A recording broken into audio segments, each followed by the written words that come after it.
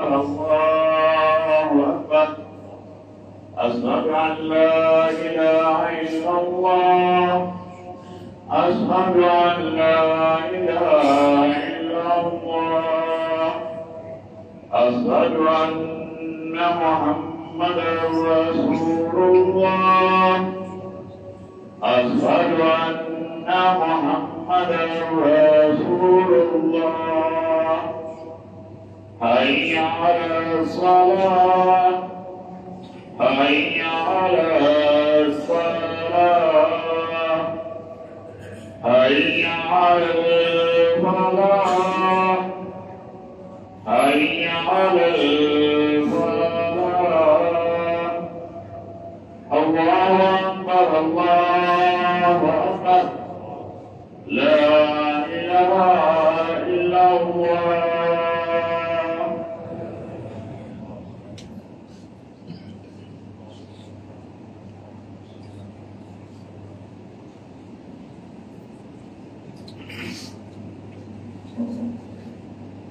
إن الحمد لله نحمده ونستعينه ونستغفره ونؤمن به ونتوكل عليه ونعوذ بالله من شرور أنفسنا ومن سيئات أعمالنا من يهده الله فلا مضل له ومن يضلل فلا هادي له أشهد أن لا إله إلا الله محمدا عبده ورسوله صلى الله عليه وصحبه وسلم.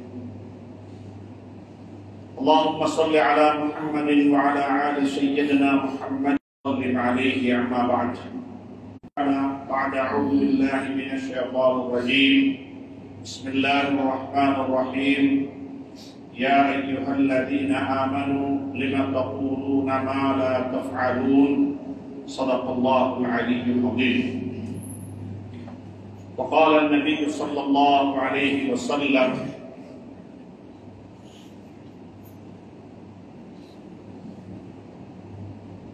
خيركم من تعلم القرآن وعلمه أو كما قال عليه الصلاة والسلام. அல்லாஹ்வின் நல்லடியார்களே, அன்பு சகோதர நண்பர்களே, பெரியவர்களே, அல்லாஹ்வை பயந்து அஞ்சி தக்வா செய்து அவனால் ஏவப்பட்ட ஏவல்களை எல்லாம் எடுத்து நடக்கும்படியாகவும் வேண்டாம் என்று சொல்லப்பட்ட விளக்கப்பட்ட அத்துடைய வகையான பாவங்களை விட்டும் தன்னையும் தன்னை சார்ந்தோரையும் பாதுகாத்து விலகி நடந்து கொள்ளும்படியாக முதலாவதாக எனக்கும் அப்பா உங்களுக்கும் ஞாபகமூட்டிக் கொள்கின்றேன், வசியத்தும் செய்து கொள்கின்றேன், அன்பு கட்டளையும் பிறப்பித்துக் கொள்கின்றேன்.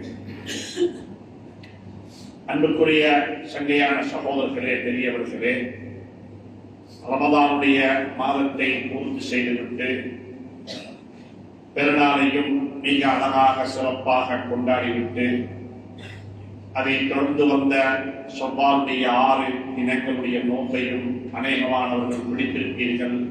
அதையும் பிடித்து அல்ஹம்துலில்லாஹ் வாழ்க்கையில் ஒரு மன திருப்தியுடன் ஏதோ நல்ல பல அம்சங்கள் நல்ல பல அமல்களை அல்லாஹ் சுப்ஹானஹு வ தஆலா செய்வதற்கு எங்களுக்கு துணை புரிந்தான். அல்ஹம்துலில்லாஹ் அவைகளை அல்லாஹ் ஏற்றுக்கொள்ள வேண்டும் என்று சொல்லக்கூடிய ஒரு மன திருப்தியுடன் நாங்கள் இங்கே உட்கார்ந்திருக்கின்றோம் என்றிருக்கின்றோம். அல்லாஹ் சுப்ஹானஹு வ தஆலா நம் அனைவருடைய அமல்களையும் ஏற்றுக்கொள்ள வேண்டும், பொருந்திக் கொள்ளவும் வேண்டும். அன்புக்குரிய நண்பர்களே, சகோதரர்களே, ஹதரத் இப்ராஹிம் அலைஹிஸ்ஸலாத்து வஸ்ஸலாம் அவர்களும் அவருடைய அன்பு மகன் இஸ்மாயில் அலைஹிஸ்ஸலாத்து வஸ்ஸலாம் அவர்களுமாக சேர்ந்து காபா ஆலயத்தை கட்டுப்பிடித்தார்கள். காபா ஆலயத்துடைய வரலாறு குர்ஆனில் மிக தெளிவாக சொல்லப்பட்ட வரலாறு. وَإِذْ بَوَّعْنَا لِإِبْرَاهِيمَ مَكَانَ الْبَيْتِ, இந்த வீடு கட்டப்பட்டிருக்கக்கூடிய இடத்தை அல்லாஹ் சுப்ஹானஹு வ தஆலா ஹதரத் இப்ராஹிம் அலைஹிஸ்ஸலாத்து வஸ்ஸலாம் அவர்களுக்கு அல்லாஹ் காட்டிக் கொடுத்தார். அதற்கு பிறகு அந்த இடத்தை புனர்நிர்மாணம் செய்து அதை கட்டியெழுப்பும்படியாக وَأَهِدْنَا إِلَى إِبْرَاهِيمَ وَإِسْمَاعِيلَ أَنْ طَهِّرَا بَيْتِيَ, என்னுடைய வீட்டை கட்டி முடிக்கும்படியாக நாங்கள் பணிப்புரை வழங்கினோம். ஹதரத் இப்ராஹீம் மற்றும் ஹதரத் இஸ்மாயில் அலைஹிஸ்ஸலாத்து வஸ்ஸலாம் 2 பேருக்குமாக நாங்கள் பணிப்புரை வழங்கினோம், கட்டளை பிறப்பித்தோம் என்று அல்லாஹ் சுப்ஹானஹு வ தஆலா குர்ஆனில் சொல்கிறார். அந்த பணிப்புரையின் பிரகாரம் 2 பேருமாக சேர்ந்து வாப்பா மகன் தகப்பன் மைந்தன் 2 பேருமாக சேர்ந்து காபா ஆலயத்தை கட்டி முடித்தார்கள். முடித்துவிட்டு அல்லாஹ்விடத்தில் சில துஆக்கள் கேட்டார்கள். அல்லாஹ்விடத்தில் கையேந்தி சில விடயங்களை வேண்டியிருந்தார்கள். وَإِذْ يَرْفَعُ إِبْرَاهِيمُ الْقَوَاعِدَ مِنَ الْبَيْتِ وَإِسْمَاعِيلُ இப்ராஹிம் அலைஹிஸ்ஸலாத்து வஸ்ஸலாம் அவர்களும் இஸ்மாயில் அலைஹிஸ்ஸலாத்து வஸ்ஸலாம் அவர்களும். இந்த இடத்தில் ஒரு விடயத்தை நீங்கள் உற்று நோக்கலாம். ஆரம்பத்தில் ஓதின ஆயத்தில் அல்லாஹ் சொல்கிறான் وَأَهِدْنَا إِلَى إِبْرَاهِيمَ وَإِسْمَاعِيلَ இப்ராஹிம் இஸ்மாயில் அலைஹிஸ்ஸலாத்து வஸ்ஸலாம் அவர்கள் இருவருக்குமே நாங்கள் பணிப்புரை வழங்கினோம் காபா ஆலயத்தை கட்டி முடிக்கும்படி. இப்ராஹிமுடைய பேருக்கு அடுத்தபடியாக இஸ்மாயில் அலைஹிஸ்ஸலாத்து வஸ்ஸலாமுடைய பெயரை அல்லாஹ் சேர்த்து சொல்கிறார். ஆனால் இந்த இடத்தில் அல்லாஹ் சுப்ஹானஹு வ தஆலா குர்ஆனில் சொல்லும் பொழுது ஒரு பண்பாட்டை சொல்லித் தருகிறார். ஒரு அழகான பண்பாடு. பாப்பா மகன் எப்படி பேச்சுவார்த்தைகள் இருக்க வேண்டும், பாப்பா மகன் எப்படி வாழ வேண்டும், தகப்பனுக்கு மகனுக்கு இடையில் உறவு எப்படி இருக்க வேண்டும். சுப்ஹானல்லாஹ்.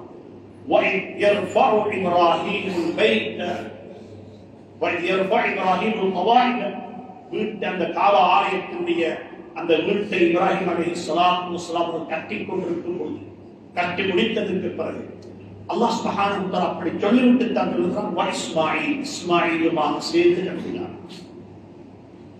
பாப்பாவுடன் பேசும் பொழுது எப்படி பேச வேண்டும், எப்படி முறை பேண வேண்டும், எப்படிப்பட்ட பண்பாட்டை கடைபிடிக்க வேண்டும் என்பதை அல்லாஹ் சுப்ஹானஹு வ தஆலா குர்ஆனில் சொல்லும் பொழுது மிக அழகாக அரபு மொழி படித்தவர்களுக்கு தெரியும். சுப்ஹானல்லாஹ், அல்லாஹ் சுப்ஹானஹு இப்படிப்பட்ட பண்பாட்டையும் எங்களுக்கு குர்ஆனிலூடாக சொல்லித் தருகிறார். وَإِذْ يَرْفَعُ إِبْرَاهِيمُ الْقَوَاعِدَ مِنَ الْبَيْتِ وَإِسْمَاعِيلُ இப்ராஹிம் அலைஹிஸ்ஸலாத்து வஸ்ஸலாம் காபத்துல்லாவை கட்டிக் கொண்டிருக்கிறார்கள், கட்டி முடித்து விட்டார்கள். அந்த பணியில் இஸ்மாயில் அலைஹிஸ்ஸலாத்து வஸ்ஸலாம் அவர்களும் இணைந்து செயல்பட்டார்கள், பாப்பாவுக்கு உதவியாக இருந்தார்கள் என்று சொல்லிவிட்டு அல்லாஹ் சொல்லுகிறான். 2 பேருமாக சேர்ந்து அல்லாஹ்விடத்தில் கேட்ட துஆ என்ன தெரியுமா? ரப்பனா தகப்பல் மின்னா, ரப்பனா தகப்பல் மின்னா. யா அல்லாஹ், இந்த பணியை எங்களை பெற்றும் பொருத்திக் கொள்வாயாக. அல்லாஹ்வுடைய பொருத்தத்தின் பக்கம் நபிமார்களும் தேவைப்பட்டார்கள். அல்லாஹ்வுடைய பொருத்தம் இல்லாமல் எதுவுமே ஏற்றுக்கொள்ளப்படாது. அல்லாஹ் ஒருவரை பொருத்திக் கொண்டு விட்டால் அனைத்துமே நடந்து முடிந்து விடும். நாம் ஓதக்கூடிய சூரத்துல் ஃபாத்திஹா அல்லாஹ் சுப்ஹானஹு வ தஆலா கைரில் மக்தூபி அலைஹிம் வலத்தாலின், கோபத்துக்குரியவர்கள், வழிகட்டு போனவர்கள், இந்த 2 சாராரை விட்டு நாங்கள் பாதுகாப்பு இருக்கிறோம். கைரில் மக்தூபி, அல்லாஹ்வுடைய கோபத்துக்குரியவர்கள், அவர்கள் யூதர்கள், வலத்தாலின், வழிகட்டு போனவர்கள், கிறிஸ்தவர்கள், இந்த 2 சாராரை விட்டு நாங்கள் பாதுகாப்பு தேடுகிறோம் என்று சொல்லி தொழுகையில் ஒவ்வொரு தொழுகையிலும் பாதுகாப்பு தேடுகிறோம். இஹ்தினஸ் ஸிராத்தல் முஸ்தகீம், எங்களுக்கு நேரான வழியை காட்டு. எப்படிப்பட்ட வழி? சாலிஹீன்கள், சுஹதாக்கள், சித்தீகீன்களுக்கு எந்த வழியை நீ காட்டினாயோ அந்த வழியை எங்களுக்கு காட்டு. ஸிராத்தல் லதீன அன்அம்த அலைஹிம் மினன் நபிய்யீன வஸ்ஸித்தீகீன வஷ்ஷுஹதாஇ வஸ்ஸாலிஹீன் வஹஸன உலைக ரஃபீகா. அப்படித்தான் குர்ஆனில் அல்லாஹ் சுப்ஹானஹு வ தஆலா நல்லோருடைய வழியை எங்களுக்கு காட்டுவாயாக. நல்லோர்கள் எந்த வழியில் நடந்து போனார்களோ அந்த வழியை எங்களுடைய வழியாக ஆக்கி விடுவாயாக. உன்னுடைய கோபத்துக்கும் சாபத்துக்கும் உரிய மக்களுடைய வழியை எங்களுடைய வழியாக ஆக்கி விடாதே. அதை விட்டு காருமானம் தேடுகிறோம் என்று சொல்லி குர்ஆன்ல காருமானம் தேடுகிறோம். இந்த இடத்தில் ஒரு விடயத்தை கவனிக்க வேண்டும். யூதர்களும் கிறிஸ்தவர்களும் யார் தெரியுமா? யூதர்கள் சுப்ஹானல்லாஹ் ஹஜ்ரத் யாக்கூப் அலைஹிஸ்ஸலாத்து வஸ்ஸலாமுடைய பரம்பரையில் வந்தவர்கள். அதுல மாற்று கருத்து கிடையாது, மாற்று கருத்து கிடையாது. யாக்கூப் அலைஹிஸ்ஸலாத்து வஸ்ஸலாமுடைய குழந்தைகள் பனூ இஸ்ராயீல். குர்ஆன்ல ஒரு சூரா இருக்கு, சூரா பனூ இஸ்ராயீல் என்று சொல்லி. நபிமார்களுடைய குழந்தைகள் ஹஜ்ரத் ஆல இம்ரானுடைய பரம்பரையில் வந்தவர்கள் தான் கிறிஸ்தவர்கள். அவர்களுக்கென்று வேதம், அவர்களுக்கென்று சுப்ஹானல்லாஹ் ஒரு தீன் இருக்கிறது. அப்படி இருந்தும் அப்படி கொடுக்கப்பட்ட நபிமாருடைய குழந்தைகளை பார்த்து நாங்கள் சொல்லுகிறோம், யா அல்லாஹ், உன்னுடைய கோபத்துக்குரியவர்கள், உன்னுடைய சாபத்துக்குரியவர்கள், வழிகட்டு போனவர்கள் அந்த பலியை விட்டும் அந்த கூட்டத்தை விட்டு நீங்களை பாதுகாப்பாயாக. சஹாபாக்கள் யாரு? சஹாபாக்களுடைய பின்புலம் என்ன? சஹாபாக்களுடைய வரலாறு என்ன? பெண் குழந்தைகளை உயிருடன் குளிதோட்டி புதைத்தவர்கள்.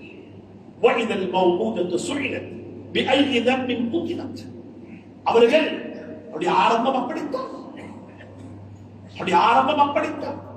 தாரு தௌஹீத் ஏகத்துவத்துக்காக வேண்டி கட்டப்பட்ட அந்த வீட்டுக்குள்ளே சிலைகளை வைத்து வணங்கிக் கொண்டிருந்தார்கள்.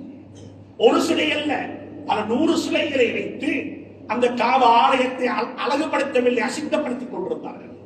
அப்படிப்பட்டவர்கள் தான் சஹாபாக்கள். சஹாபாக்களுடைய ஆரம்பம் அப்படித்தான். ஆனால் எந்த கூட்டத்தை அல்லாஹ் பொருந்திக் கொண்டானோ அந்த கூட்டத்துக்கு நாங்கள் ரலியல்லாஹு தஆலா அன்ஹு என்று சொல்லுகிறோம். ரலியல்லாஹு அன்ஹு வரது அன்ஹு. அவர்கள் அல்லாஹ்வை பொருந்திக் கொண்டார்கள், அல்லாஹ்வும் அவர்களை பொருந்திக் கொண்டான் என்று சொல்லி குர்ஆன் சான்று கூறுகிறது. எனவே அன்புக்குரிய நண்பர்களே, சகோதரர்களே, உலகத்தில் நான் யார் என்பது முக்கியமல்ல, என்னுடைய அமல்களை அல்லாஹ் ஏற்றுக்கொண்டு விட்டானா என்பதுதான் முக்கியம். நான் எந்த பரம்பரையில் வந்தவன், எந்த குடும்பத்தில் வந்தவன், எந்த சந்ததியில் பிறந்தவன், என்னுடைய தரம் என்ன, என்னுடைய அந்தஸ்து என்ன என்று சொல்லி பேசுவதற்கு எதுவுமே கிடையாது. எதுவுமே கிடையாது. நாங்க யாரும் இல்லை. நாங்க மௌத்தானா ஊரில் உள்ள மக்கள் சேர்ந்து என்னையும் உங்களையும் கவன் செய்து தொழுவித்து அடக்கம் செய்யாவிட்டால் நாங்க யாரு? நாங்க எங்கிருப்போம்?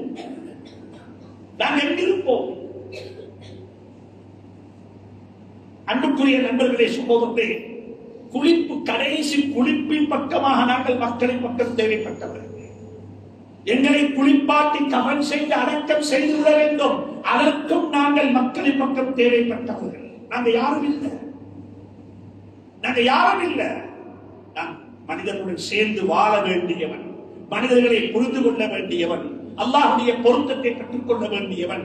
அதைத்தான் நாங்கள் தக்வா என்று சொல்லி ஒவ்வொரு ஜும்மாவிலும் சொல்லுகின்றோம். இறையற்றத்துடன் வாழுங்கள், அல்லாஹ்வை ஏற்றுக்கொள்ளுங்கள், அல்லாஹ்வை நம்பி வாழுங்கள், மனித நேயத்தை வளர்த்துக் கொள்ளுங்கள், மற்றவர்கள் எனக்கு தேவைப்படுவார்கள் என்ற உணர்வுடன் வாழுங்கள். அல்லாஹ் சுப்ஹானஹு வ தஆலா அப்படிப்பட்ட வாழ்க்கையை எனக்கு உங்களுக்கு நசீபாக்குவானாக.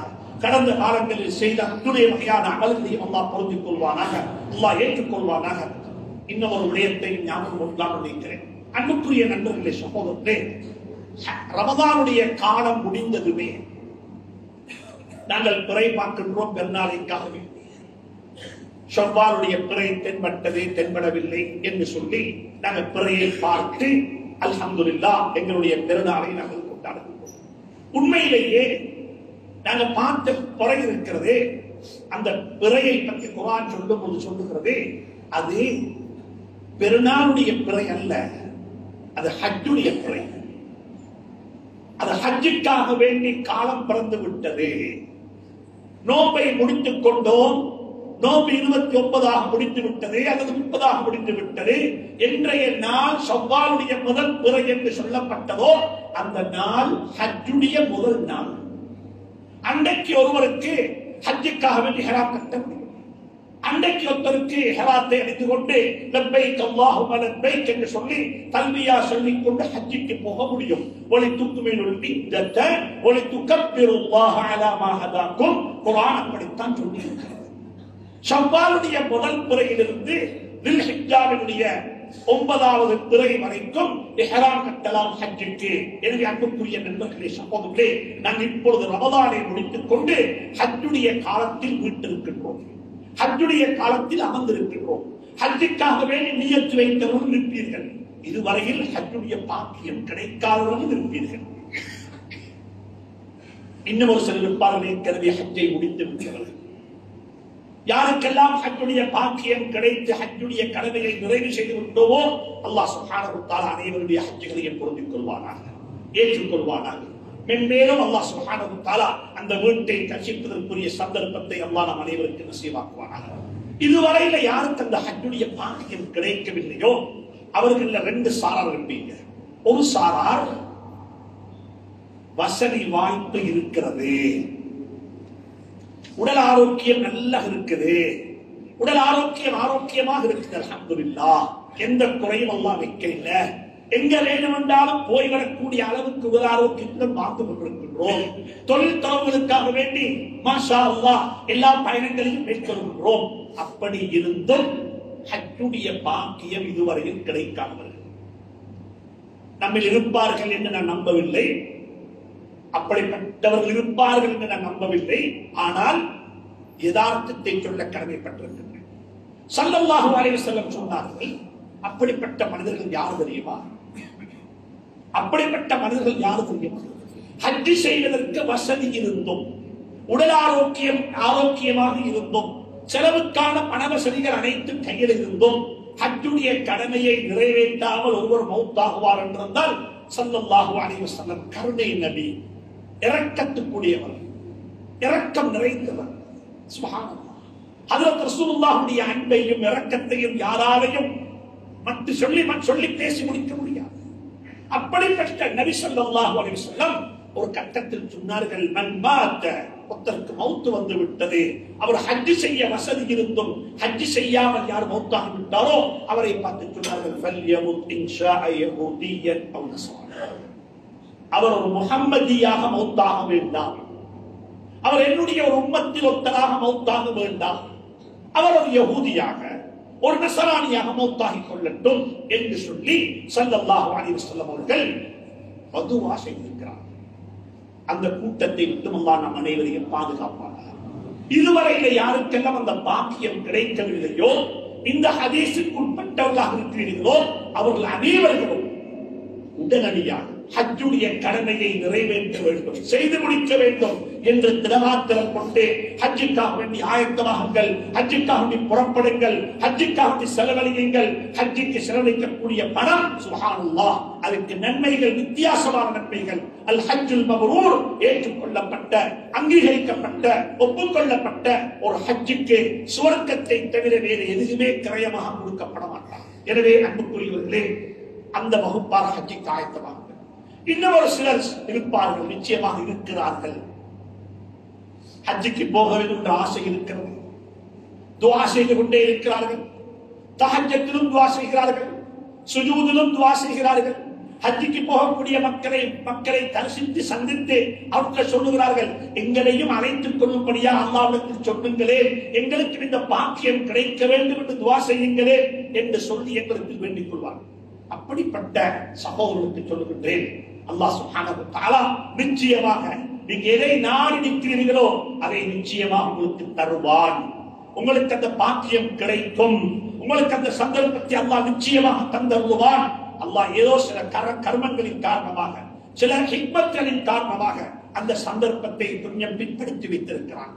அப்படி இருந்தாலும் கூட ஞாபகத்தில் வைத்துக் கொள்ளுங்கள், அல்லாஹ் எனக்கு இந்த பாக்கியத்தை தராதது ஒரு பாவத்தின் காரணமாக, ஒரு அதில் அல்லாஹ் பெரிய ஒரு அருளையும் நிஅமத்தையும் ஹைரையும் வைத்திருப்பான் என்பது தான் எங்களுடைய நம்பிக்கை, எங்களுடைய விசுவாசம். எனவே அன்புக்குரிய நண்பர்களே, சகோதரர்களே, இவைகளை கருத்தில் கொண்டு ஹஜ்ஜுடைய கடமையை நிறைவேற்றுவதற்கு ஆயத்தமாகுங்கள், ஹஜ்ஜுடைய கடமையை நிறைவேற்றுவதற்கு ஆயத்தமாக. சஹாபாக்களுடைய காலத்தை போல் காலம் உலகத்தில் பிறக்க முடியாது. அப்படிப்பட்ட ஆத்மீகத்தில் உச்சகட்டத்தை அடைந்த சஹாபாக்கள் இருந்தார்கள்.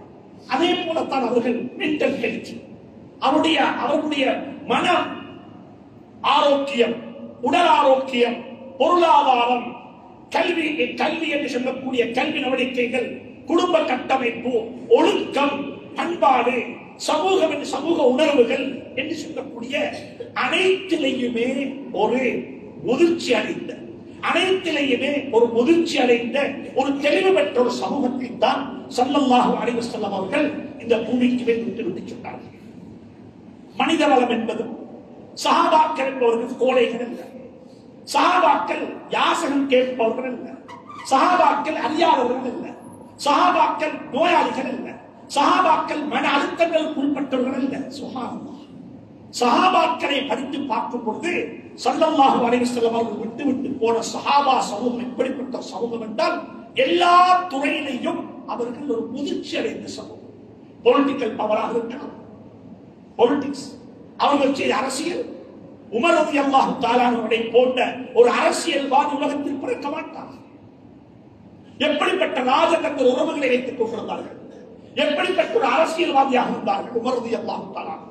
இப்படி அன்புக்குரிய நண்பர்களே, சகோதரர்களே, ஸல்லல்லாஹு அலைஹி வஸல்லம் அவர்கள் விட்டு போன அந்த சஹாபா சமூகம் எல்லா துறையிலும் அங்க சம்பூர்ணமாக முதிர்ச்சி அடைந்த ஒரு சமூகமாக இருந்தது. அவர்களை பற்றி பேசுவதாகத்தான் குர்ஆனுடைய எண்களில் பேசிக்கொண்டே போக முடியும். முஹம்மது ரசூலுல்லாஹ். சுப்ஹானல்லாஹ். அல்லாஹ் சுப்ஹானஹு வ தஆலா குர்ஆனில் சூரத்துல் ஃபத்ஹில் சொல்லுகிறான், வெற்றியை பற்றி பேசக்கூடிய பாடம். வெற்றி, முஸ்லிம்களுக்கு வெற்றி கிடைத்து விட்டது.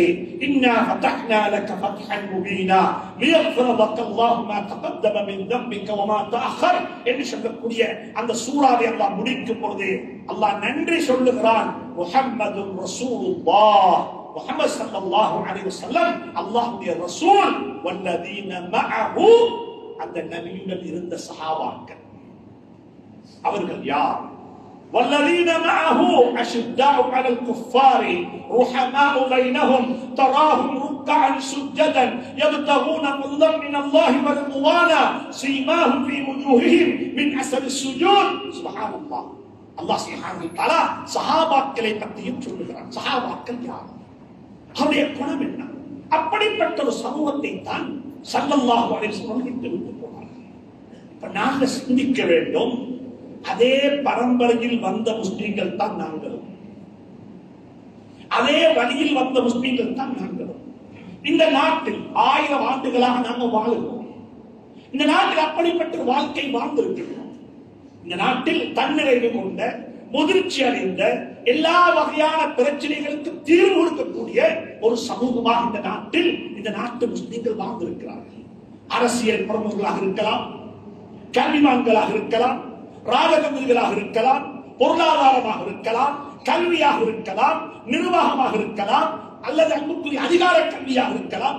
எந்த ஒன்றாக இருந்தாலும் அனைத்துக்குமே தீர்வு சொல்லக்கூடிய ஒரு சமூகமாகத்தான் இந்த நாட்டு முஸ்லிம்கள் வாழ்ந்திருக்கிறார்கள். அது உண்மை, யாராலும் அதை மறுக்க முடியாது. நீங்கள் அரசியல் எடுத்து படித்து பார்த்தாலும் முஸ்லிம்களுடைய கன்ட்ரிபியூஷன்ஸ், முஸ்லிம்களுடைய பங்களிப்பு இந்த நாட்டு அரசியலுக்கு எப்படி இருந்திருக்கிறது. ஆங்கிலேயருடைய காலத்தில் ஆங்கிலேயர்கள் இந்த நாட்டை ஆட்சி செய்யும் பொழுது சுப்ஹானல்லாஹ், இந்த நாட்டில் வாழ்ந்த முஸ்லிம்கள் எப்படிப்பட்டவைகளை எல்லாம் செய்திருக்கிறார்கள். அன்று பாராளுமன்றத்தில் 20 பேர் இருக்கவில்லை, 25 பேர் இருக்கவில்லை, 1-2 முஸ்லிம்கள் இருந்தார்கள். என்ன செய்யவில்லை அவர்கள்? இன்றைக்கு நாங்கள் அனுபவித்துக் கொண்டிருக்கக்கூடிய தனியார் சட்டம், முஸ்லிம்களுடைய விவாகரத்து சம்பந்தமான தனியார் சட்டம், முஸ்லிம்களுடைய வக்ஃப் சொத்துக்களை பாதுகாப்பதற்கான வக்ஃபுடைய சட்டம், வக்ஃபுடைய ஆக்ட், முஸ்லிம்கள் மௌத்தாகிவிட்டால் அவருடைய சொத்துக்கள், அனந்தர சொத்துக்கள் குர்ஆன் சுன்னாவின் முறை பிரகாரம், குர்ஆனில் சொல்லப்பட்ட முறை பிரகாரம் பிரிக்கப்பட வேண்டும் என்ற ஒரு சட்டம் இந்த நாட்டில் இயற்றப்பட்டிருக்கிறது. இதெல்லாம் இன்றைக்கு நேற்று ஏற்றப்பட்ட சட்டம் அல்ல. 1931ஆம் ஆண்டு ஆங்கிலேயர்கள் இந்த நாட்டை ஆண்டு கொண்டிருக்கும் பொழுதே முஸ்லிம்கள் இந்த நாட்டில் வாழ வேண்டும், தலை நிமிர்ந்து வாழ வேண்டும். எங்களுடைய திருமணங்களை நாங்கள் எங்களுடைய பள்ளி வாசலுக்குள்ளே பதிவு செய்து கொள்ள வேண்டும். மாற்று மதத்தை சார்ந்த சகோதரர்களை போன்று நாங்கள் கச்சேரிக்கு போய் அல்லது ஏதாவது ஒரு காரியாலயத்தில் போய் நாங்கள் அதை பதிவு செய்ய வேண்டிய தேவையில்லை. சட்ட அடிப்படையில் பதிவு செய்வதற்குரிய சட்டத்தில் எங்களுக்கு எங்களுடைய முன்னோர்கள் இந்த நாட்டில் செய்து தந்திருக்கிறார்கள். அனந்தர சொத்து பிரிக்க வேண்டுமா? வாப்பா மௌத்தாகிவிட்டால் அனந்தர சொத்து எப்படி பிரிக்கப்பட வேண்டும்? இந்த இடத்தில் விளையாட்டு ஞாபகம் உண்டாக வைக்க, திருமணம் என்பது ஒரு பெண்ணுக்கு வாழ்வு கொடுப்பது. அதுதான் இஸ்லாமிய திருமணம். ஒரு பெண்ணை கைப்பிடித்து விட்டால் அந்த பெண்ணை என்னுடன் இணைத்துக் கொண்டு நான் உனக்கு வாழ்வு தருகிறேன், நீ என்னுடன் வாவுமா என்று சொல்லி கபில்து நிகாஹா, இந்த பெண்ணுடைய திருமணத்தை ஏற்றுக்கொண்டேன், கபூல் செய்து கொண்டேன் என்று சொல்லக்கூடிய ஒப்பந்தத்திற்கு பேர் திருமணம். ஆனால் இன்றைக்கு என்ற திருமணம் அப்படி அல்ல.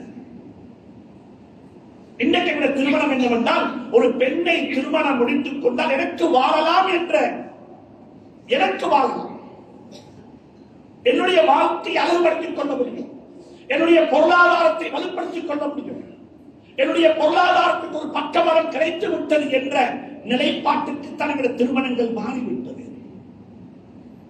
சிந்திக்க வேண்டும். அனந்தர சொத்து எப்படி பங்கு வைக்கப்பட வேண்டும்? சில இடங்கள்ல போனால் அங்க பிரிப்பதற்கு அனந்தர சொத்து எதுவுமே கிடையாது. அந்த குடும்பத்தில் பிறந்த ஆண் குழந்தைகளுக்கு எந்த பங்கும் இல்லை. பெண் குழந்தைகளுக்கு அனைத்தையும் பங்கிட்டு கொடுத்து விட்டார்கள். அன்புக்குரிய நண்பர்களே, சகோதரர்களே, இவைகளை கிழக்கில் வந்தால் எப்பொழுதுமே நான் சொல்லுவது பழக்கம். ஏனென்றால் குர்ஆனுடைய நேரடி கட்டளை இவைகள். இதுல மதுஹப் பிரச்சனை கிடையாது, இதுல இமாம்களுடைய கருத்துக்கள் கிடையாது. இது நேரடியாக அல்லாஹ் சுப்ஹானஹு வ தஆலா குர்ஆனில் சொன்ன கருத்துக்கள், குர்ஆனில் சொன்ன கட்டளைகள். நிக்காஹ் என்றால் என்ன? திருமணம் என்றால் என்ன? وعلى المولود له رزقهن وكسوتهن بالمعروف اسكنوهن من حيث سكنتم من وجدكم. சுப்ஹானல்லாஹ். குர்ஆன் மஹரை பற்றி பேசி இருக்கிறது, வீட்டை பற்றி பேசி இருக்கிறது, உணவுடையை பற்றி பேசி இருக்கிறது, உணவை பற்றி பேசி இருக்கிறது. எனவே நிக்காஹ் என்று சொல்லும் பொழுது இவைகள் அனைத்து உருவாக்கப்பட்ட ஒன்றாகத்தான் எங்களுடைய நிக்காஹை, திருமணத்தை நாங்கள் பார்க்க வேண்டும். அந்த கண்ணோட்டத்தில் தான் நாங்கள் அதை அணுக வேண்டும். எனவே அன்புக்குரிய நண்பர்களே, சகோதரர்களே, ஸல்லல்லாஹு எங்களுக்கு முன்வாழ்ந்தவர்கள் இஸ்லாமிய திருமணங்கள் எப்படி நடக்க வேண்டும், அனந்தர சொத்து எப்படி பிரிக்கப்பட வேண்டும், யார் யாருக்கு எப்படி கொடுக்கப்படும், இவைகளுக்கான சட்டையாப்பு இந்த நாட்டில் அனைத்தையுமே செய்து வைத்திருக்கிறார். இந்த நாட்டு முஸ்லிமுடைய பொருளாதாரம் எப்படி இருந்தது? இந்த நாட்டு முஸ்லிமுடைய பொருளாதாரம் எப்படி இருந்தது? வரலாறு பேசுங்கள், வரலாறை படித்து பாருங்கள். முஸ்லிம்கள் யார் என்று சொல்லி ஒரு காலம் இருந்தது 1970களில். இந்த நாட்டுக்கு வெளிநாட்டு பணம் தேவை.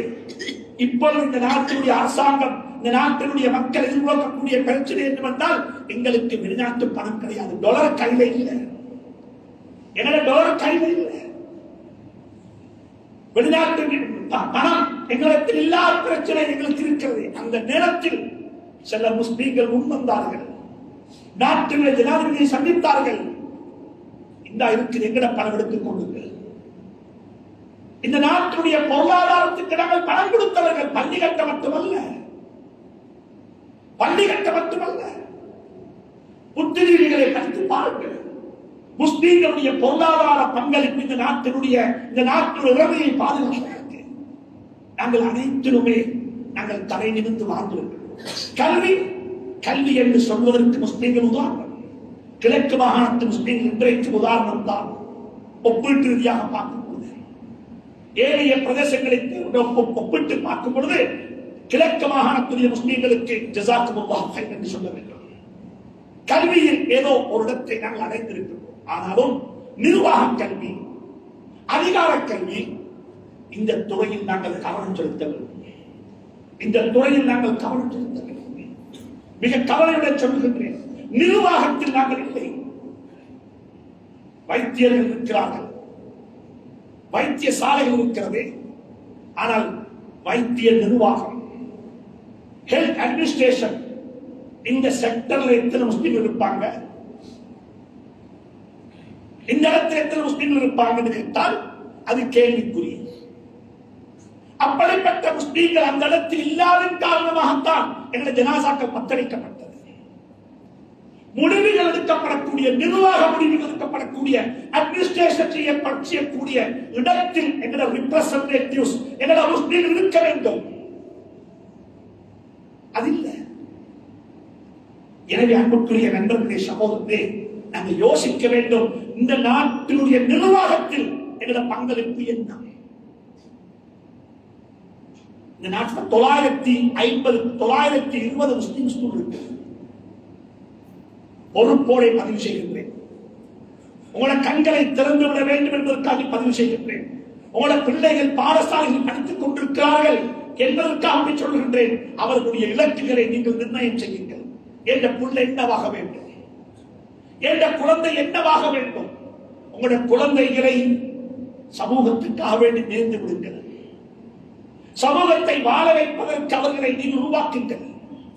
என்ற பிள்ளை படித்து, என்ற பிள்ளை ஒரு சாதனையாக மாறி என்னை பராமரிக்க வேண்டும், அவனும் வாழ வேண்டும் என்று சொல்லி ஒரு குறுகிய வட்டத்துக்குள்ள கனவுகளை நீங்கள் நினைத்துக் கொள்ள வேண்டாம். அன்புக்குரிய நண்பர்களே, சகோதரர்களே, 920 முஸ்லிம்கள் இருக்கிறது. கவலையுடன் பதிவு செய்கின்றேன், 100க்கும் குறைவான பிரின்சிபல் தான் இருக்கிறோம். 100க்கும் குறைவான பிரின்சிபல்ஸ். அதிபர் சேவைக்கான பரீட்சை எழுதி தரம் வாய்ந்த குவாலிட்டி உடைய பிரின்சிபல்ஸ் எங்க நாட்டில் 100க்கும் குறைவான முஸ்லிம்கள். உங்களோட பகுதியில உங்களுக்கு தன்னிறைவு கண்டாலும் கூட நீங்கள் அயல் பகுதிகளை கொஞ்சம் அரசி பார்த்துக் கொள்ளுங்கள். எனவே நான் என்ன சொல்ல வாரேன் என்றால், ஒரு தன்னிறைவு கொண்ட ஒரு சமூகமாக நாங்கள் மாற வேண்டும். எல்லா துறையிலும் அரசியல் பிரபலத்துக்கு சொல்ல விரும்புகின்றேன். உங்களோட அரசியல் எங்களுக்கு அரசியலாக தேவையில்லை. எங்களுடைய பிரதேச அரசியல் அல்ல, எங்களுடைய கட்சி அரசியல் அல்ல. இந்த நாட்டுக்கு அரசாங்கம், நாட்டுக்கு தேவையுடைய பங்களிப்பு, இந்த நாட்டுக்கு தேவையுடைய பங்களிப்பு. நான் ஆரம்பத்தில் சொன்னேன், ஆங்கிலேயருடைய காலத்தில் முஸ்லீம்களுடைய பிரதிநிதித்துவம் பாராளுமன்றத்தில் இருந்தது 2 பேர் தான். அவர்கள் செய்தது என்ன? இன்றைக்கு 225 சீட் இருக்கிறது பாராளுமன்றத்தில். எங்களுடைய ரெப்ரசன்டேட்டிவ்ஸ் மாஷா அல்லாஹ், எங்களுடைய விகிதாசாரம், எங்களுடைய 8%, 9%, 10% நாங்கள் அடைந்துதான் இருக்கின்றோம். ஆனால் கேள்வி என்ன தெரியுமா? நாங்கள் என்ன சாதித்திருக்கிறோம்? தனிப்பட்ட முறையில் யாராவது ஏதாவது செய்திருந்தால் அல்ஹம்துலில்லாஹ், அல்ஹம்துலில்லாஹ். என்னுடைய எலெக்ஷன் காலத்தில், தேர்தல் காலத்தில் நான் என்னுடைய சொந்த பணத்தை இவ்வளவு செலவழித்திருக்கின்றேன். என்னுடைய பாராளுமன்றத்தினுடைய பாராளுமன்ற கதிரையை உறுதி செய்து கொள்வதற்கு குறைஞ்சபட்சம் அந்த அளவு பணமாவது என்னுடைய 5 வருஷ காலத்தில் சமூகத்துடைய மேம்பாட்டுக்கு நான் செலவழித்திருக்கிறேனா என்பதை நீங்க கேள்வி கேட்டுக் கொள்ளுங்கள். என்னுடைய பாராளுமன்ற சீட்டை தக்க வைத்துக் கொள்வதற்கு எப்படிப்பட்ட வாக்குறுதிகளை எல்லாம் மக்களுக்கு அளித்திருக்கின்றேன். இது இங்க மட்டுமல்ல, உலக நாட்டில் முஸ்லிம்களுக்கு குர்ஆன் அல்லாஹ் சொல்லுகிறது. இந்த ஆயத்திற்கு படிப்போம்.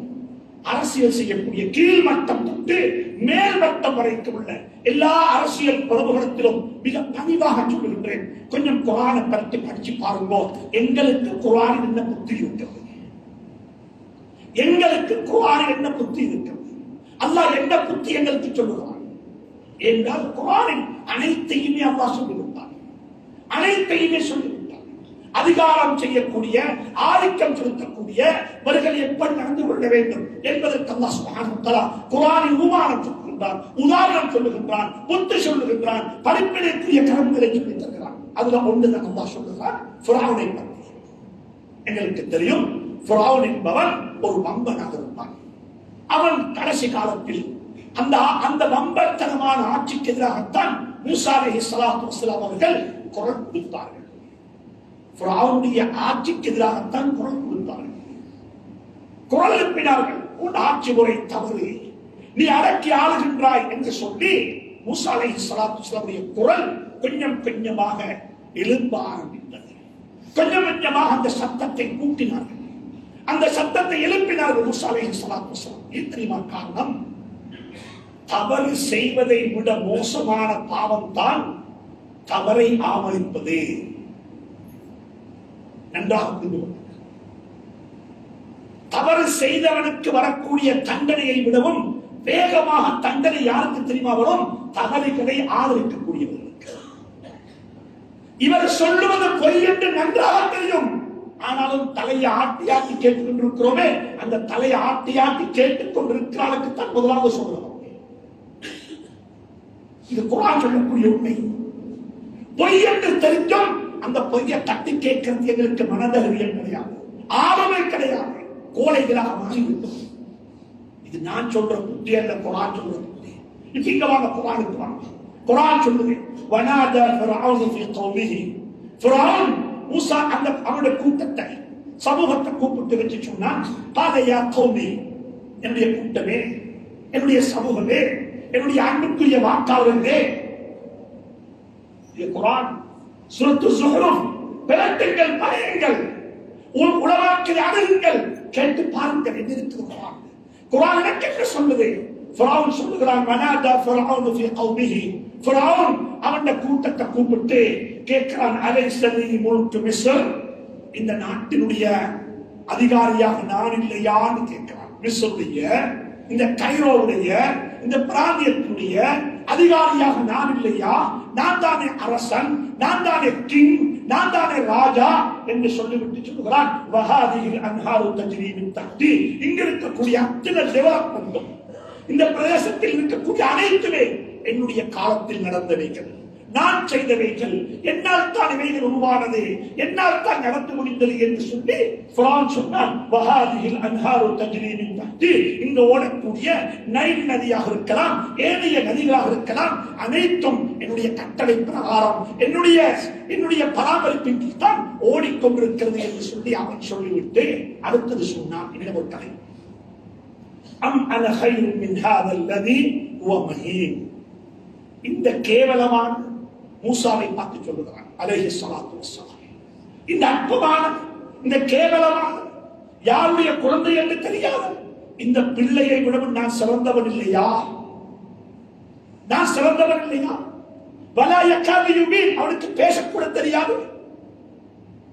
எங்கள் அரசியல் மேடைகள் மாறி இருக்கிறது, எங்கள் அரசியல் மேடைகள் மாறி இருக்கிறது. இந்த இடத்தில் அவரை விட நான் நல்லவன், அந்த அரசியல்வாதியை விட நான் சிறந்தவன், நான் இப்படிப்பட்டவன், அவருடைய குடும்பம் என்ன, அவர் எப்படிப்பட்டவர், அவருக்கு பேச தெரியுமா, அவருடைய கல்வி பொன்மலம் என்ன? சுப்ஹானல்லாஹ், சுப்ஹானல்லாஹ். குர்ஆன் அப்படியே சொல்லுகிறது, அம் அன கைரும் மின் ஹாதல்லதி ஹுவ மஹீன் வலா யகாது யுபீன். அவருக்கு பேச தெரியாது, பிரசன்டேஷன் ஸ்கில்ஸ் இல்ல. குர்ஆன் சொல்லுகிறான் மக்களை பார்த்து அடுத்து சொல்லிக் போட்டு இன்னும் சில கருத்துக்கள் சொன்னான். யாரை பத்தி? மூசா அலைஹிஸ்ஸலாத்து வஸ்ஸலாம் பத்தி. அதுக்கு பிறகு அல்லாஹ் எங்களுக்கு புத்தி சொல்லிருக்காங்க, எங்களுக்கு புத்தி சொல்லிருக்காங்க. ஃபஸ்தஹஃப கௌமஹு. ஃபிரௌன் என்ன தெரியுமா செஞ்சான்? அந்த சமூகத்தை அற்பமாக பார்த்தாங்க. நான் எதை சொன்னாலும் நம்புவாங்க, நான் எதை சொன்னாலும் தலையை கீழே போட்டு தலையை ஆட்டி கேட்பாங்க, நான் எதை சொன்னாலும் எனக்கு பின்னால் வருவாங்க, நான் எதை சொன்னாலும் எனக்கு வாக்களிப்பாங்க. இது குர்ஆன் சொல்லுது. அவர்கள் அனைவரும் அவனுக்கு வழிபட்டார்கள். சொல்லுவது பொய் என்று தெரிந்தும் வாக்களித்தார்கள், வழிபட்டார்கள். குர்ஆன் என்ற கருத்தல்ல, குர்ஆனுடைய கருத்து. குர்ஆன் சித்தரிக்கிறது, குர்ஆன் சொல்லுகிறது. இந்த குர்ஆன் ஓதித்தான் தராவீஹ் தொழுகிறோம், இந்த குர்ஆன் ஓதித்தான் ஹதம் செய்திருக்கிறோம், இந்த குர்ஆன் ஓதித்தான் மதரசாக்கள் உலமாக்கள் தஹ்சீல் ஆகிறாங்க. இந்த குர்ஆன் என்ன சொல்லுது? குர்ஆன் என்ன சொல்லுது? ஃபஸ்தஹஃப கௌமஹு. ஃபிரௌன் அவனுடைய கூட்டத்தை அற்பமாக பார்த்தான். சமூகத்துடைய அப்பாவித்தனம் தான் சமூகத்தை ஆளக்கூடிய மக்களுடைய முதலாக மாறிவிட்டது.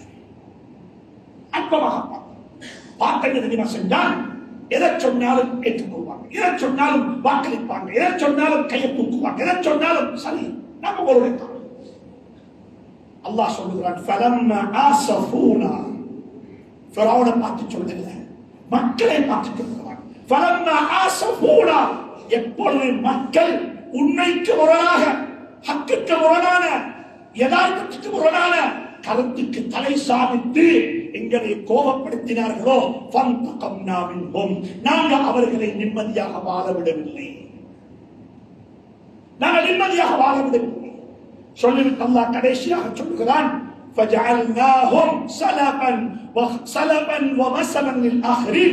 இது தான் கியாமத்துடைய நாள் வரும் வரைக்கும் வாழக்கூடிய மக்களுக்குரிய உதாரணம். இதுதான் நடக்கும். எனக்கு அன்புக்குரிய நண்பர்களே, சகோதரர்களே, இந்த நாட்டில் நாங்கள் எப்படி தலையிலிருந்து வாழ வேண்டும் என்றால் உண்மைக்கு குரல் கொடுக்க வேண்டும், உண்மையாளர்களாக இருக்க வேண்டும், உண்மையாளர்களுடன் வாழ வேண்டும்.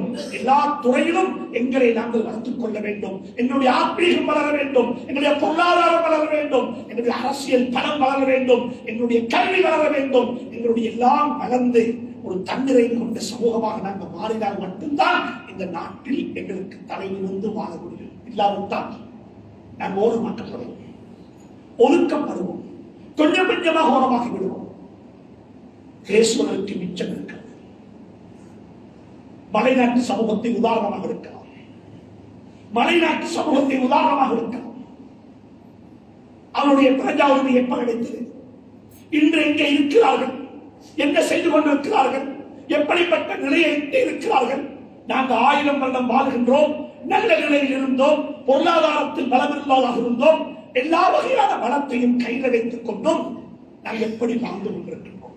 எனவே அன்புக்குரிய நண்பர்களே, சமூகத்தை சமூகம் சிந்திக்க வேண்டும், சமூகம் யோசிக்க வேண்டும், உலமாக்களும் யோசிக்க வேண்டும், புத்திஜீவிகளும் யோசிக்க வேண்டும், செல்வந்தர்களும் யோசிக்க வேண்டும், வாலிபர்கள் குறிப்பாக யோசிக்க வேண்டும், இந்த நாட்டினுடைய பெண்களும் யோசிக்க வேண்டும். நாம் அனைவருமாக சேர்ந்து யோசிக்க வேண்டும். இன்னைக்கு நாங்கள் எப்படி வாழுகின்றோம்? எங்களுக்கு ஒரு பிரச்சனை இருந்தா யாரும் குரல் கொடுப்பாங்க? எங்கள்கிட்ட இருக்கக்கூடிய மரங்களை எப்படி பாதுகாத்துக் கொள்வது? அன்புக்குரிய நண்பர்களே, சமூகமே, நாங்கள் எப்படிப்பட்ட சமூகமாக மாறிவிட்டோம் என்றால், எங்களோட முன்னோர்கள் எங்களுக்காக விட்டு போன சொத்துக்கள் வக்குகளை கூட பாதுகாத்துக் கொள்ள முடியாத சமூகமாக மாறி கடந்த காலங்களில் பார்த்தீங்கன்னா எத்தனையோ சொத்துக்கள் எங்களுக்காக வேண்டி விடப்பட்ட சொத்துக்கள், எங்களோட பரம்பரைக்காக விடப்பட்ட சொத்துக்கள், வக்ஃபுடைய சொத்து அபகரிக்கப்படுகிறது. அதை கூட தட்டி கேட்பதற்கு, அதை கூட போய் கேட்பதற்கு யாருக்கு சக்தி இருக்கிறது? அப்படிப்பட்ட கோழைகளாக நாங்கள் மாறிவிட்டோம். அப்படிப்பட்ட பின்தங்கிய சமூகமாக நாங்கள் மாறிவிட்டோம். நான் சொல்லுகின்றேன், அன்புக்குரியவர்களே, சகோதரர்களே, விழித்தெழும்ப வேண்டும். நாங்கள் திராட்சம் கொள்ள வேண்டும். உண்மைக்கு முரணான செய்தி பேசப்படும் போது தட்டி கேட்கக்கூடிய அதிகாரம், தட்டி கேட்கக்கூடிய பலத்தை நாங்கள் உருவாக்கிக் கொள்ள வேண்டும். இதைத்தான் அல்லாஹ் சுப்ஹானஹு வ தஆலா எங்களிடமிருந்து எதிர்பார்க்கின்றார். எனவே அன்புக்குரிய நண்பர்களே, சகோதரர்களே, இந்த நாட்டையும், இந்த நாட்டு மக்களையும், இந்த நாட்டு முஸ்லிம்களையும் அல்லாஹ் பாதுகாத்தருள்வானாக. ஆவியத்தான, ஆரோக்கியமான, கைதுகள் நிறைந்த ஒரு சமூகத்தை விட்டு செல்வதற்கு அல்லாஹ் இலக்கம் உங்களுக்கு துணை புரிவானாக. யா அல்லாஹ், இவ்வளவு நாளும் எங்களை இந்த நாட்டில் தலை நிமிர்ந்து வாழ வைத்தது போன்று யா அல்லாஹ், இதற்கு பிறகு வரக்கூடிய காலங்களிலும் எங்களை தலை நிமிர்ந்து வாழ வைப்பாயாக. நாட்டுக்கு விசுவாசம் உள்ள மக்களாக வாழ வைப்பாயாக. நாட்டினுடைய இறமைகளை பாதுகாத்த மக்களாக ஆக்கி வைப்பாயாக. யா அல்லாஹ், நாங்கள் எங்களை கேவலப்படுத்திடாதே யா அல்லாஹ், எங்களை கேவலப்படுத்திடாதே யா அல்லாஹ். நாங்கள் விசுவாசம் கொண்ட அடியார்கள் யா அல்லாஹ், உலக முஸ்லிம்களை பாதுகாப்பாயாக. பலஸ்தீனத்துடைய முஸ்லிம்களை பாதுகாப்பாயாக. கஸாவுடைய முஸ்லிம்களை பாதுகாப்பாயாக. யா அல்லாஹ், யா அல்லாஹ், முஸ்லிம்களை வைத்து யாரெல்லாம் அரசியல் செய்து கொண்டிருந்தார்களோ யா அல்லாஹ், அவர்களையும் மன்னித்தருள்வாயாக. அவர்களுக்கு ஹிதாயத்தை நசீபாக்குவாயாக. முஸ்லிம்களை முஸ்லிம்களாக வாழ வைப்பாயாக. யா அல்லாஹ், முஸ்லிம்களை முஸ்லிம்களாக வாழ வைப்பாயாக. குழந்தைகளை இழந்த பெற்றோர்கள் யா அல்லாஹ், பெற்றோர்கள் இழந்த குழந்தைகள் யா அல்லாஹ், கணவனை இழந்த மனைவி யா அல்லாஹ், மனைவியை இழந்த கணவன் யா அல்லாஹ், யா அல்லாஹ், பாதையில யா அல்லாஹ், ரோட்டில யா அல்லாஹ், வீடுமில்ல ஒன்றுமில்லை யா அல்லாஹ், அந்த மக்களுடைய வாழ்க்கையில வழக்கத்தை செய்வாயாக. அந்த மக்களை பாதுகாத்தருள்வாயாக. உலக முஸ்லிம்களை பாதுகாத்தருள்வாயாக. காஷ்மீருடைய முஸ்லிம்களை பாதுகாத்தருள்வாயாக. இந்தியாவுடைய முஸ்லிம்களை பாதுகாத்தருள்வாயாக. இந்தியாவுடைய முஸ்லிம்களை பாதுகாத்தருள்வாயாக. இந்த நாட்டு முஸ்லிம்களை கண்ணியமாக சங்கியாக வாழ வைப்பாயாக. யா அல்லாஹ், உனக்கே எல்லாம் புகழும் யா அல்லாஹ். இந்த ரமதானை சந்தோஷமாக கழித்தோம் யா அல்லாஹ், خيرها كريم يا الله، ولك إلا بقولوا يا الله لا حول ولا قوة إلا بالله العظيم يا الله. எங்களை பெற்றோர்கள், எங்களை குழந்தைகள், எங்களை மனைவி மக்கள், எங்களை நண்பர்கள், எங்களை சகாக்கள் யா அல்லாஹ், சகோதர சகோதரிகள் யா அல்லாஹ், அனைவரையும் போற்றிக் கொள்வாயாக, அனைவரையும் வெற்றுக் கொள்வாயாக, அனைவருடைய வாழ்க்கையை பரக்கத்து செய்வாயாக. وآخر دعوانا أن الحمد لله رب العالمين. الحمد لله، الحمد لله على من لا تخالطه الظنون. الحمد لله، الحمد لله على من لا يصفه الواصفون. أشهد أن لا إله إلا الله وحده لا شريك له، وأشهد أن سيدنا ونبينا وحبيبنا وشفيعنا ومولانا محمدا عبده ورسوله صلى الله عليه وعلى آله وصحبه وسلم. اللهم صل على محمد وعلى آل سيدنا محمد كما صليت على إبراهيم وعلى آل إبراهيم، وبارك على محمد وعلى آل محمد كما باركت على إبراهيم وعلى آل إبراهيم إنك حميد مجيد. عباد الله، أوصيكم وإياي بنصر تقوى الله وحدوا الله تعالى وإن التوحيد رأس الطاعات واتقوا الله تعالى وإن التقوى ملاك الحسنات ومن يتق الله يجعل له مخرجا ويرزقه من حيث لا يحتسب ومن يتوكل على الله فهو حسبه إن الله بالغ أمره قد جعل الله لكل شيء قدرا. وقد قال الله تبارك وقد قال النبي صلى الله عليه وسلم ألا إن أخبث ما أخاف عليكم شيئان طول الأمر واتباع الهوى فأما طول الأمر فيبعد عن الآخرة واتباع الهوى فيبعد عن الحق ألا وإن الدنيا كالترحلة مدبرا وإن الآخرة كالترحلة مقبلا ولهما بنون فكونوا من أبناء الآخرة ولا تكونوا من أبناء الدنيا فإن اليوم عمل بلا حساب وغدا حساب بلا عمل. وفقني الله تعالى وإياكم لما يحب ويرضى من القول والفعل والنية والهدي والهدى برحمتك يا أرحم الراحمين. وقد قال الله تبارك وتعالى بعد أعوذ بالله من الشيطان الرجيم بسم الله الرحمن الرحيم يريدون ليطفئوا نور الله بأفواههم والله متم نوره ولو كره الكافرون. هو الذي أرسل رسوله بالهدى ودين الحق ليظهره على الدين كله ولو كره المشركون. أقول قولي هذا وأستغفر الله لي ولكم ولسائر المسلمين فاستغفروه إنه هو الغفور الرحيم. اللهم صل على محمد. اللهم صل عليه وسلم.